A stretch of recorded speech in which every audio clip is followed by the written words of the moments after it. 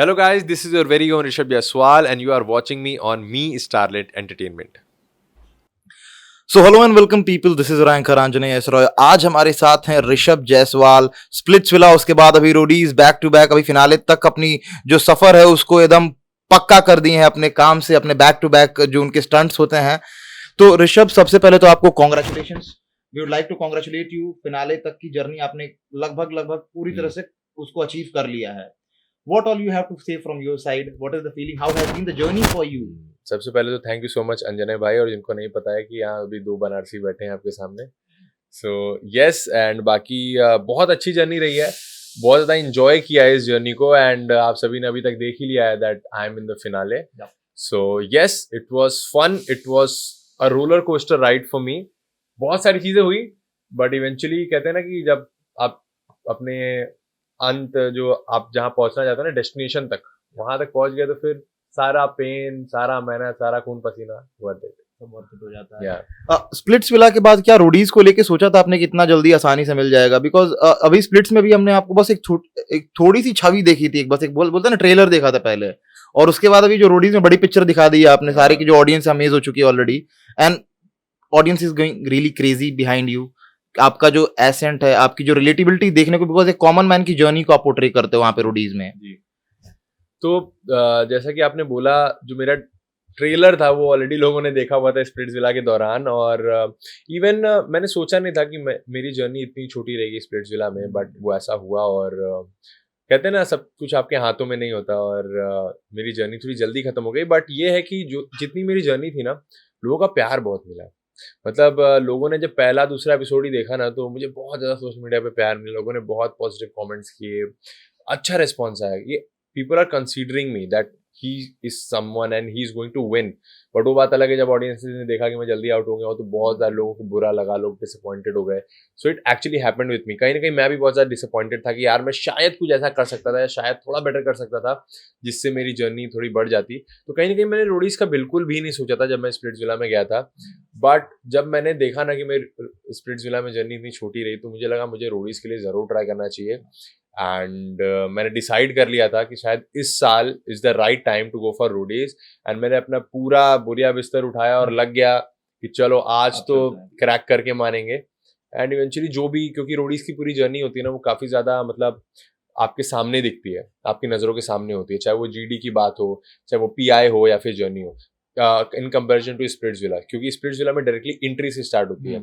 सो लोग ने स्टार्टिंग से मेरे पीआई से लोगों ने बहुत ज़्यादा कनेक्ट किया। जब मैं एक और कंटेंडर थे, उनके अगेंस्ट मैं लड़ा, चीज़ें हुई, बहुत सारी चीज़ें हुई, तो लोग ने कनेक्ट करके कि नहीं यार, ये लड़का मतलब हमारे जैसा है, तो people are connected towards me a lot. तो वो चीज़ बहुत अलग लगी। बाकी वहीं से मेरी जर्नी चालू हुई, एंड लोग बहुत ज़्यादा प्यार दे रहे हैं, जैसा कि आपने बोला। साथ ही में मैं बात करना चाहूंगा, जिस हिसाब से आपने स्प्लिट्स को चूज किया, रोडीज को, फिर उसके बाद आपको ऑफर आया रोडीज का, तो क्या ये सारी चीजें पहले से ही दिमाग में थी कि आपको करना है, या फिर they just came eventually? Honestly जब मैं बनारस में था ना, तो मैंने ऑनलाइन ऑडिशन हुआ था लॉकडाउन के बाद। सबको पता नहीं है रोडीज का और स्प्लिट्सविला का, तो मैंने दोनों वन ही थिंग ट्राई आई किया would like to say, myself I was part of that audition. ओ, आपने भी ऑडिशन दिया? सारे बनारसी लगे हुए हैं यार कि मतलब रोडीज क्रैक करना है, स्प्लिट्सविला क्रैक करना है। कहीं ना कहीं ये पता है क्यों आता है, ये शुभम माथुर ने डाली थी। हाँ हाँ हाँ, ये आता क्यों है पता है? क्योंकि हमें एक्चुअली पता ही नहीं है ना कहाँ किसके पास कास्टिंग के लिए जाना है। तो हमें लगता है ना, ये जो शोज है ना, शायद यही एक पाथवे हो सकती है, हम अगर इस इंडस्ट्री में एंटर करना चाहें तो और मेरे साथ भी वही था। I was a common man. मतलब एक लड़का है जो कॉलेज में पढ़ रहा है, रोडीज देखा है बचपन से, स्प्लिट्सविला देखा है, उसको पता नहीं है कि मॉडलिंग कैसे करनी है, उसको पता नहीं है कि सीरियल्स कैसे करने हैं, मूवी तक कैसे पहुंचना है। तो हमें लगता था ना कि रोडीज कर लेंगे ना तो शायद एक हमें मौका मिल जाएगा, स्प्लिट्सविला कर लेंगे तो शायद हमें एक मौका मिल जाएगा। तो that was the break that we are actually craving for. और हुआ क्या कि मैंने ऑनलाइन ऑडिशंस दिए रोडीज के, स्प्लिट्स के, बट मेरा वर्कआउट नहीं हुआ। और फिर जब मैं अपना बुरिया बिस्तर उठा के मुंबई आया कि नहीं यार, अब तो मतलब करना है टीवी इंडस्ट्री में, या फिर वेब सीरीज करना है, कुछ करना है। और जब मैं कह रहा ना, मैं जब चेज ही नहीं कर रहा था ना, तब मेरे साथ स्प्लिट्सविला हुआ, और फिर मैं स्प्लिट्सविला का पार्ट बना। तो जो चीजें आप पहले देखा करते, जैसे कि पहले रघु राजीव थे, Rannvijay was there a part of Splitsvilla भी, फिर स्प्लिट्सविला में से भी अभी रणविजय अभी वहां होस्ट नहीं करते हैं, तो कहीं ना कहीं कमी खली की नहीं रणविजय सिन्हा की? अरे बहुत खली। इवन मैं हर बार जो भी मुझसे पूछ रहे, मैं बोल रहा हूँ कि मैंने तो एक्सपेक्टेशन किया था कि मैं जब स्प्लिट्सविला जाऊंगा तो रणवीर सर से मिलने का मौका मिलेगा। तो नहीं मिला, वहाँ अर्जुन सर थे। उसके अलावा जब मैं इस बार रोडीज भी किया तो इस बार यहाँ पर भी वो नहीं आए। हमें कहीं ना कहीं एक बैक ऑफ द हेड उम्मीद थी कि नहीं, इस बार तो रणविजय सर होंगे, क्योंकि रोडीज है, Roadies. Yes, and Ranvijay sir का भी करियर रोडीज से स्टार्ट हुआ था, बिकॉज पहला सीजन उन्होंने जीता था रोडीज का। तो कहीं ना कहीं वी वर एक्सपेक्टिंग कि रणविजय सर से मिलने का मौका मिलेगा, उनके साथ एक जर्नी करने का मौका मिलेगा, बट अगेन यहाँ पर भी इस बार सोनू सर थे। तो कहीं ना कहीं वो एक जो कहते हैं ना बचपन का सपना था ना, वो कहीं ना कहीं अधूरा रह गया। बट हाँ, वाइब एक अधूरा रह गया, बट रोडीज और स्प्लिट्सविला का पार्ट बन गया, तो कहीं ना कहीं कुछ चीजें पूरी भी हो गई। और क्या जो भी रिप्लेसमेंट जो भी आए हैं उनके जगह पे, जैसे कि काफी सारे नए चेहरे हैं, Riya ma'am is there, Gautam Gulati is there, अब वहीं बात करें स्प्लिट्सविला की तो वहाँ पे अर्जुन बिजलानी है, तो are they justifying the position of Rannvijay? कहीं ना कहीं वो चीज, वो जो एक वॉइड है उसको फुलफिल किया जा रहा है उनके साइड से या फिर नहीं? ऑनेस्टली मेरा ऐसा मानना है ना, सबका एक फ्लेवर होता है, इनबिल्ट फ्लेवर। तो वो जो फ्लेवर है वो सबका अपने आप में ही बहुत ही अलग है और बहुत ही यूनिक और डिफरेंट है। बट जैसे कि आप कहते हैं ना कि आपको अभी वनीला ही खाना है, या वनीला आपको पसंद है, तो आप तो वनीला ही ढूंढोगे ना। बटर स्कॉच भी अच्छा होता है, चॉकलेट भी अच्छा है, बट उस मोमेंट में जो आपका फेवरेट होता है ना, तो वो जब आता है ना तो मजा ही अलग आता है।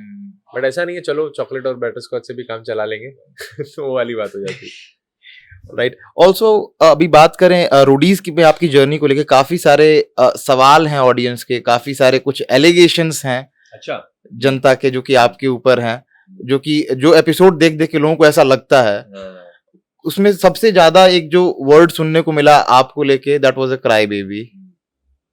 What you want to say on that entire thing? क्योंकि मैंने वो चीजों को देखा है काफी सामने से, and I really felt that no one has heard you, क्योंकि वहां पे वो सिचुएशन उन लोगों ने देखी नहीं, उन्होंने बस अपना साइड पिच किया है। So what you want to say from your side? देखो, मैं यहाँ पे यही कहूंगा कि ये क्राई बेबी वर्ड एक्चुअली बहुत अच्छा लग रहा है। Even I can also use this word, very nice word, very catchy word to use. I think that's the main thing, that's why people are using it. बाकी जहां तक बात रही मेरे क्राई बेबी होने की इन द शो, तो अगर आप डे 1 से लेकर अभी तक देखो ना, I am the one who is A1 from day 1, and मैंने सारे टास्क को खेला है, मैंने सब कुछ किया है। चोटें सबको लगी है भाई, कोई एक ऐसा एक इंसान बता दो जिसको चोट नहीं लगी हो जर्नी में। चोटें सबको लगी है, किसी ने एक्सक्यूज नहीं दिया। अगर आप जब फुटबॉल खेलने जाते हो ना, तो आपको वहां भी चोटें लगती हैं, बट कभी कभी ऐसा होता है ना कि सामने वाला इंटेंशनली आपके पैरों को ऐसा हिट करता है कि ये बंदा ने बहुत अच्छा खेल रहा है, इसको इसके पैर पे हिट करते हैं ताकि ये गड़बड़ हो जाए इसका आगे का गेम।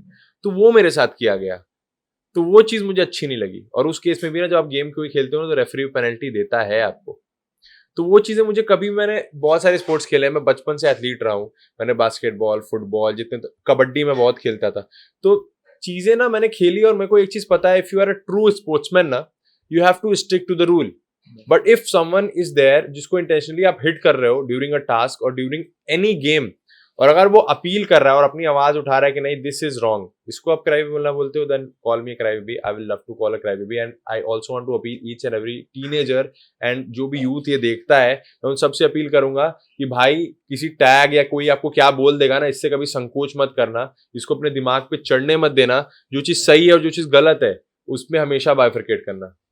बिकॉज जितना मुझे याद है, ये सबसे ज्यादा चीज जो है ये उठी थी तब in the task when you were blind folded, and एक टास्क दिया गया था वो ताबूत में पानी भरने का, और पीयू वाज अगेंस्ट यू जो कि ब्लाइंड फोल्डेड नहीं थी, और उसने ये बात बोली थी, if I am not wrong. Yes.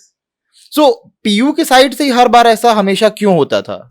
I think कहने को वो एक बॉक्सर है, बट आई थिंक उनके अंदर ना एक स्पोर्ट्समैनशिप की कमी है। I am so sorry to say this, but yes this is the truth.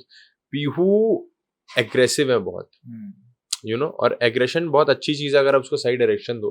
But अगर आपका एग्रेशन इस तरह से जा रहा है कि कोई ब्लाइंड फोल्डेड आदमी है जो उसका टास्क है, ठीक है, उसे कुछ नहीं दिख रहा है कि अब कहाँ हो कहाँ नहीं, और उसे आपकी घुंघरू की आवाज सुन के उसे रोकना है, बट आप क्या करते हो, अपने शोल्डर को intentionally, I am using this word intentionally, आप एपिसोड करके जूम करके देख लेना वो scene, he was doing this to my nose, जिसमें मेरे नाक पे चोट लगा। सेकेंडली उसने मेरे ऊपर बाल्टी मारी। थर्ड टाइम उसने अपने एल्बो से मेरे नेक पे पुश कर रहा लगातार, जब तक मैंने अपना पोजीशन चेंज नहीं कर दिया।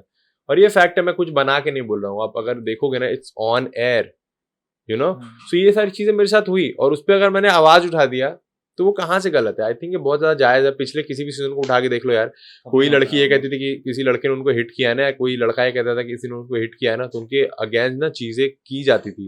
उनके अगेंस्ट एक रूल था कि नहीं you can't hit a person, but इस बार हुआ क्या ना कि आवाजों को दबाने की कोशिश की गई, बट हम तो टेक्निकली ना मेरा ऐसा मानना है कि लोग आपको जितना भी दबाना चाहे, और इस सीजन में क्योंकि गैंग लीडर्स के पास पावर होती है, वो चाहेंगे तो आपकी आवाज एम्पलीफाई होगी, वो चाहेंगे तो नहीं होगी।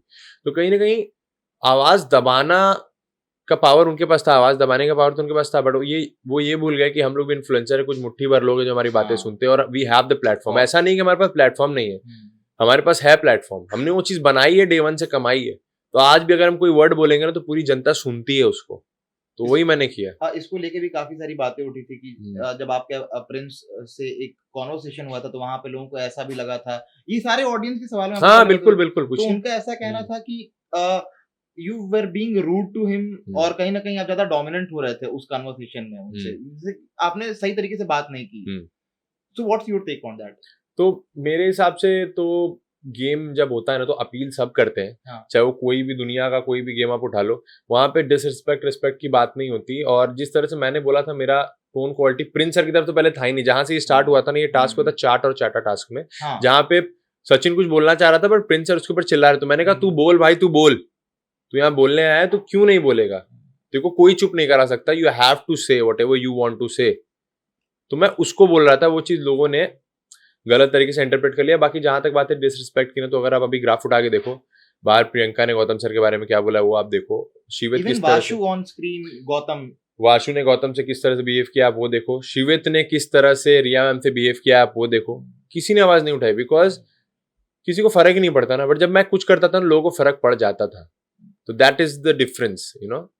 या एक चीज मुझे पर्सनली जाननी है, ये शिवित जो है अपने साइड से इतनी सारी चीजें बोलते हैं रिया मैम को, व्हाई नॉट, कभी भी ऐसा नहीं हुआ क्यों, क्या रिया कभी भी ये सारी चीजों को सीरियसली लेती क्यों नहीं है, या फिर उनको जवाब ही नहीं देना है शिवित को? Because it's not one time two times, we have seen number of times, हर एपिसोड में ऐसा देखने को मिलेगा almost. I think Riya ma'am ना एक बहुत मैच्योर इंसान है, ये चीज तो मैं समझ गया उनसे रहने के बाद, बहुत मैच्योरली वो चीजों को हैंडल करती हैं। वो देख रही है कि कोई उनसे ऐसे बात कर रहा है, बट वो सोचती है लेट गो कर दो, बेटर है कि वो, उनको पता है क्योंकि अगर वो जवाब देने पे आएंगे ना, सामने वाला रो देगा, क्योंकि I think she is very mature. और उन्हें एक्चुअली हमसे ना भिड़ना ही नहीं था, वो जानती थी कंटेस्टेंट की लड़ाई कंटेस्टेंट में रहने दो, अगर कोई इंटेंशनली उनको बोलता भी था ना तो शी यूज्ड टू इग्नोर, और या तो कहती थी छोड़ो जाने दो बच्चे हैं, she was in that sense. But अगर कोई प्रिंस सर कोई करता तो प्रिंस सर घुस के आ जाते तो उसको ही जवाब देने, जैसे मैं कुछ बोल दिया अगर गलती से तो आ गए, फिर मेरी वाट लगा दिया उन्होंने, तो ऐसा सीन था। और कहीं ना कहीं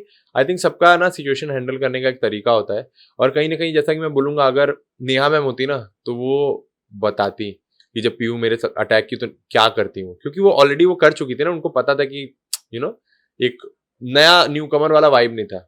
बोलना है तो इवन रिया में बहुत वोकल थी, बट उन्होंने अवॉइड किया कि लेट इट बी। और वो जहां जरूरत होता ना, सिर्फ जैसे कि जब शिवित ने भूमिका को बोला था, कुछ तो थ्रेटन किया था, कुछ हरास किया था, तो उस केस में उन्होंने बोला, तो जहां जरूरी होता था ना तो वो बोलती थी। बहुत सारी लड़ाइयाँ हुई है इस सीजन में, गैंग्स के बीच में हुई है, अलायंस बनने की वजह से हुई है, अलायंस ना बनने की वजह से हुई है, इस सीजन में जो लड़ाई हुई है काफी सारी। आपकी पर्सनली अगर देखा जाए तो 2-3 जन ऐसे हैं पूरे के पूरे सीजन में जिससे कभी न कभार हर एपिसोड में या फिर अल्टरनेट एपिसोड में दिखाई दे जाता था, शिवित, और उसके बाद Himanshu, and I guess Digvijay was one person जो कि पहले ही इविक्ट हो गया था। तो क्या रीजन है आखिर ये लोग इतना टारगेट करके क्यों रखे हैं, क्या उनको दिक्कत क्या आ रही कहाँ पे?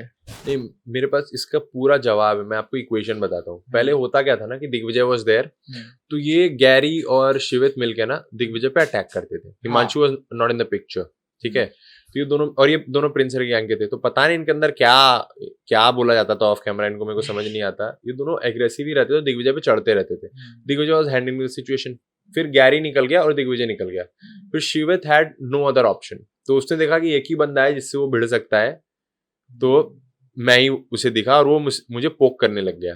फिर हमारी फाइट चालू हो गई, फिर हिमांशु भी प्रिंसर गैंग में आ गया, फिर ये पूरा गैंग मिलके मेरे पीछे पड़ गया, क्योंकि देखा कि he is the only one who is actually taking care of the whole gang, so why not to target him. और I was playing day one से बहुत अच्छा, मतलब मैं ये नहीं कहता कि मैं सारे टास्क जीता हूँ, बट मैंने बहुत अच्छे से परफॉर्म किया है सब टास्क को, 90% एक्यूरेसी के साथ किया है। तो कहीं ना कहीं उनको पता था कि अगर ऋषभ को करेंगे ना हिट तो अटेंशन मिलेगा, and I think these guys are nothing but seeking for attention. And अभी भी वो सोशल मीडिया पे ना लाइव जा जाकर मेरी ही बातें करते हैं, और अभी मैं फिर अभी 4 दिन से वोकल हुआ हूँ। मैं तो जब प्रिंस सर से मेरी बात हुई ना, आई वाज लाइक कि यार अभी बस करते हैं, बहुत हो गया। और प्रिंस सर भी बहुत बोल रहे थे, तो मतलब प्यार से ही बोल रहे थे कि यार आप लोग भी परेशान, मतलब मत परेशान हो, चलो न्यूट्रल रखते हैं, शो खत्म हो चुका है। और वो भी मेच्योरली मेरे से बोला, तो मैंने कहा चलो ठीक है, अब कुछ नहीं बोलेंगे किसी को। 2 हफ्ते से I was busy in my own work, I was travelling also to Dehradun, Dubai and everyone. उसके बाद मैंने डिसाइड किया कि मैं कुछ नहीं बोलूंगा, बट अगेन वो आके बोलते रहते थे यार। अभी टर्म्स कैसे हैं आपके उन लोगों के साथ? क्या बात वगैरह होती है या फिर किस हिसाब से अभी हैं आप लोग के बीच में नहीं, फ्रेंडशिप है या मेरी फिर? तो बिल्कुल बात नहीं होती। इन इन जिससे मैं हिमांशु, शिवित और ये लोग से तो बिल्कुल बात नहीं होती मेरी, और ना ही मैं बात करना चाहता हूँ अभी फ्रॉम नाउ, बिकॉज यार ये लोग अजीब है। ये लाइव पे आके मेरे बारे में बात करते रहते हैं, फिर बोलते हैं कि नहीं अब हिट नहीं करना है। उसके बाद जब मैं बोलता हूँ तो इनकी हालत टाइट हो जाती है। मतलब आप कहते हैं ना कि आप पोक कर रहे हो। और होता क्या है ना, मैं नहीं जवाब देता, फिर भी मैं इतना इजीली इंसान नहीं हूँ, इतना इजी इंसान नहीं हूँ कि मेरे को पोक करोगे तो मैं इंस्टिगेट हो जाऊंगा, नहीं। बात ऐसा होता है ना, जो मेरे सपोर्टर्स हैं मेरे को डीएम करते हैं, ऋषभ भाई आप कुछ बोल क्यों नहीं रहो, वो आपको ऐसे बोले कि ऋषभ भाई आप ऐसा बोल क्यों नहीं रहो, टैग करते कि we are waiting for your response on this. तो मेरे को लगता है यार, जो मेरे लोग हैं वो डिसअपॉइंट हो रहे हैं ना, उनको मेरा साइड ही सुनने को नहीं मिल रहा है। अगर आप बोल दोगे कि आप आए थे और आपने ये चीजें बोली और ऋषभ तो हिल गया था, ये हो गया था, उसको पता ही नहीं मेरा टेक। अब वो चाहते हैं मेरा ऋषभ भाई ऐसा सच में हो गया था कि ऐसा, मतलब क्या हुआ, ये हुआ है, वो हुआ। तो हमें अपना टेक बताना पड़ता है, just because for my people. तो कहीं ना कहीं I have to be vocal for myself and plus for my people as well. तो वहां पे सारी चीजें आती हैं, तब मैं बोला। तो इसीलिए मैंने 3-4 दिन से स्टोरी फिर से लगाना चालू कर दी। एंड कल मैं लाइव भी गया था, मैंने लाइव पे भी ढंग से सबको आंसर दिया कि भाई थोड़ा सा आराम से करो, ऐसा काम मत करो कि फिर से हेट फैले, and we are not here to spread hate. कल वाला एपिसोड की बात है। अच्छा, साथ ही में बात करना चाहूंगा इस सीजन में अभी जब भी बहुत सारे कपल्स भी बने हैं अंदर। सचिन आकृति की जो जोड़ी बहुत पसंद की गई है शो में। उसके अलावा अभी शो के बाद आशिका और हिमांशु को साथ में देखा जा रहा है। तो there are rumours that they are dating. आपके कोई ऐसा कुछ चॉइस रहा नहीं पूरी सीजन में लड़कियों को लेके? तो सबसे पहले जैसा कि आपने बोला आशिका और हिमांशु, तो yes these guys were dating during the show, but अभी वो चीज बदल गई है। Ashika is dating someone else now, and इसी चीज से पता चलता है कि ये रिलेशन जो ये इन्होंने बनाया था वो कितना ज्यादा रियल था। ठीक है, मेरे को बोलने की जरूरत नहीं है। और वो भी ऑफिशियल कर दिया है, मतलब काइंड ऑफ सोशल मीडिया पे, को किसको डेट कर रही है। तो अगर आप रिसर्च करोगे तो आपको भी पता लग जाएगा। जहां तक बात रही आकृति और सचिन की, तो आई थिंक इन्होंने बहुत अच्छा बॉन्ड शेयर किया थ्रू आउट, और वो अच्छा भी था, बहुत ऑर्गेनिक था। कहीं ना कहीं वो मुझे रियल भी लगा, और I know them personally as well. Yes, वो बॉन्ड दिखता है ना। ऐसा नहीं कि फिर पर्सनल बेनिफिट के लिए बस बॉन्ड बना लिए, रोडीज को स्प्लिट्सविला बना दिए। और जहां तक बात रही मेरी, तो मैं तो स्प्लिट्सविला जाके कनेक्शन नहीं ढूंढ पाया। रोडीज से मुझे कहाँ से कनेक्शन मिलेगा? अगर शायद मुझे स्प्लिट्सविला में कनेक्शन मिल गया होता ना, तो मैं अभी टिका हुआ होता। मैं जब गया ना विला में, मैं समझ गया मेरा भाई भी किसी से मैच नहीं कर पाएगा यहाँ पे। मैंने कहा मेरे को घर ही भेज दो, बेटर है, मेरे को वाइल्ड कार्ड भी मत लाओ। बट वहां पे भी अपीयरेंस बहुत अच्छी थी। वहां उस टाइम के जो रील्स हैं, जो एडिट्स हैं, आज भी दिखते हैं, तो लोग बहुत पसंद करते हैं उसको और हमेशा शेयर करते रहते हैं। मैं पर्सनली शेयर करता हूँ। और उसके अलावा क्या बिग बॉस में पॉसिबिलिटीज हैं? मैं पॉसिबिलिटीज तो हर चीज की है, खतरों की भी है, झलक की भी है, सब करेंगे लाइफ में, आज नहीं तो कल। सो पॉसिबिलिटीज तो है, कभी भी जा सकते हैं यार। आज नहीं होगा, 5 साल बाद जाएंगे, 4 साल बाद जाएंगे, 1 साल बाद जाएंगे। ये सीजन में अब काफी अच्छा, इस सीजन में, हाँ। इस सीजन का तो you never know, hoping for the best. Yes. क्योंकि रोडीज में तो वोटिंग नहीं थी, बिग बॉस में वोटिंग रहेगी तो मुझे भी पिच करने में बहुत मजा आएगा उस टाइम पे। बस आप ही लोगों का प्यार है जो आप लोग करते हैं। Also would like to know, अभी जिस हिसाब से ये तो जो गैंग मेंबर्स की लड़ाइयाँ, ये गौतम और प्रिंस दोनों के बीच में भी काफी अच्छी खासी हाई इंटेंसिटी वाली फाइट हुई है। अच्छी खासी एकदम हाथापाई तक आ गए थे वो लोग उस पॉइंट ऑफ टाइम पे। तो आपको क्या लगता है, ज्यादा किसके साइड से रहता था, फ्रॉम द गौतम के साइड से या फिर प्रिंस के साइड से? आई थिंक प्रिंस सर तो हमेशा से डे 1 से ही एक्टिव थे, अपनी तरफ से अपना पॉइंट ऑफ व्यू रखना, एग्रेशन रखना। बट माहौल तब गर्म हुआ ना जब गौतम सर भी भड़क गए, और कहते हैं ना गौतम सर जब फट गए। तो जब लड़ाई तब होती है ना जब दोनों तरफ से बातें आना चालू हो। अगर एक बंदा शांत, एक बंदा बोल रहा है, तो लड़ाई नहीं होगी, आर्गुमेंट भी नहीं होगा, वो चीज चलती जाएगी। लड़ाई तब होती है जब एक बंदा भड़का, दूसरा बंदा भी भड़क गया। तो ये चीजें हुई जब गौतम सर ने भी रिस्पॉन्स करना चालू कर दिया, और उनका भी जो सर से पानी ऊपर चला गया। देन फिर तो क्या बातें नहीं हुई, सारी बातें हो गई, पर्सनल से बिग बॉस से लेके, पर्सनल लाइफ से लेके, इतनी चीज़ें तो काट दी गई टीवी पे, बट स्टिल हम लोग वहाँ थे तो हम लोग खुद डर गए थे कि भाई आज तो पक्का लड़ाई हो ही जाएगी। कितने लोग कह रहे थे भाई ये फेक है, भाई कुछ फेक नहीं है। वहाँ पे जो एग्रेशन हो गया था ना, इवन हम लोग भी आगे जाके रोकना पड़ गया था हम लोग को, मतलब इतनी ज़्यादा मतलब क्रिएटिव टीम आ गई थी, सब रोकने आ गए थे। So it was actually very, very, very aggressive. और उसी बीच में रिया मैम का जो रोल था उसमें, वो वो आके एक पॉइंट ऑफ टाइम पे ऐसा बोला उन्होंने, मतलब 2 बार हमने सुना है कि 2 बंदरों की लड़ाई में जो बिल्ली मज़ा कर रही है। एक्चुअली उन्होंने बोला था कि 2 बंदरों की लड़ाई में बिल्ली बाजी मार जाएगी। हाँ, तो कहीं न कहीं ये गलत भी नहीं है, सही है। सही है। हाँ। और आई थिंक स्मार्ट मूव यही होता है कि 2 लोग अगर झगड़ रहे हैं ना अपना टेम्परामेंट खो के, तो उन्हें लड़ने दो भाई। अगर जब तक आप तक बात नहीं आती। आप तक बात आएगी तो आप भी बोलो, और रिया मैम ने भी आगे बोला है, जो भी उनको लगा था प्रिंस सर के बारे में, आगे जो एक और आर्गुमेंट हुई थी। तो कहीं न कहीं वो तब बोलती है ना, कै मैंने जैसा कि बोला, Riya ma'am is very mature. She knows how to handle situation. तो वो स्मार्टली सिचुएशन को हैंडल करती थी, और जब तक उनको कोई नहीं बोलता ना, तब तक वो भी किसी को कुछ नहीं बोलती थी, and I think that's very fair. The best fashion sense. भूमिका, वो पूरे प्रेप के साथ आई थी, शो में तो वही है, उसका कोई तोड़ नहीं है। And lastly I would like to know who is the winner? Winner Roadies Maker, for having some amazing content out there, for having the real amazing Roadie season. Roadies Karam aur Kand. And with you. Lastly, if you want to say something to your fans or audience waiting out there, so you can please. All I can say is thank you so much, guys. Love you all, and इसी तरह support करते रहिए. And yes, I'm coming for you, and I know you are there for me. So thank you so much. Thank you so much.